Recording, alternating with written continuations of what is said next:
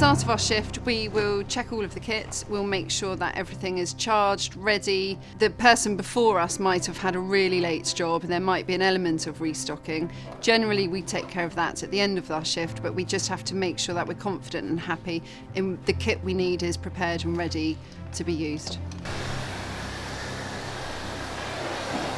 And the outreach car itself will go around ambulance stations to hospitals, and we get to know each other really, really well. So when we arrive on scene, you're working with your colleagues, your friends. You're not trying to create a flash team. You're working with someone that you know quite well, or very well.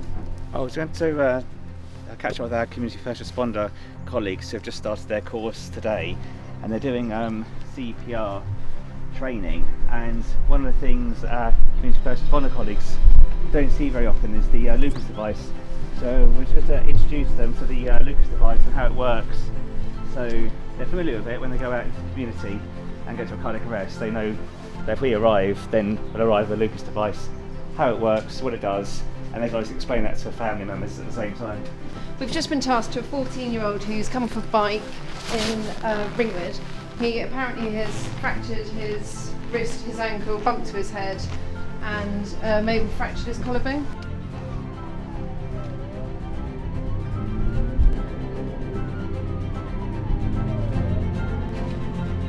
How far is he into it? Oh, just there.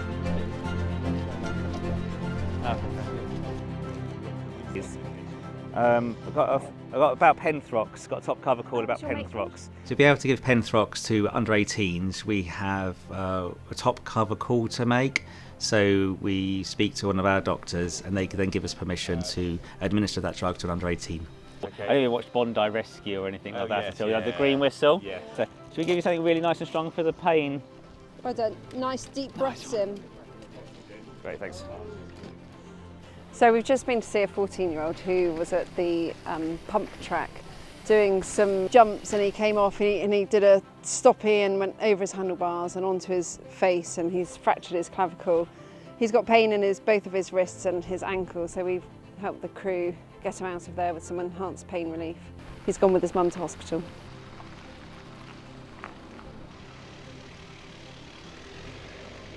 So we're just at Bournemouth ambulance station, so one of the things that the outreach car does is go around the ambulance stations and just meeting up with our ambulance colleagues. We'll go to the hospital as well, so that we're able to just catch up with them really, see how things have been going. Our main thing really is how they can get involved with the Dorset and Somerset Air Ambulance Outreach Programme, like some activities we'll do, some observer shifts, that kind of thing.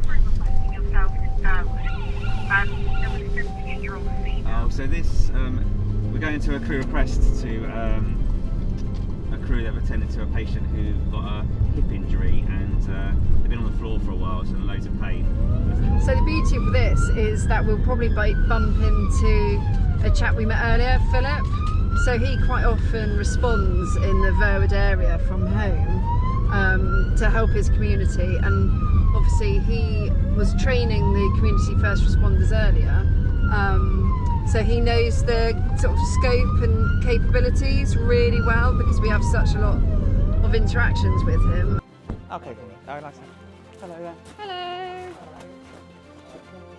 We went to a lady who fell and hurt her hip, and the call came in by a crew request. So a crew who had attended that scene recognised that they would like some more help with managing the patient's pain, and so called for us by contacting control.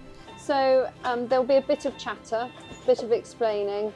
How is the pain now on the Penthrox?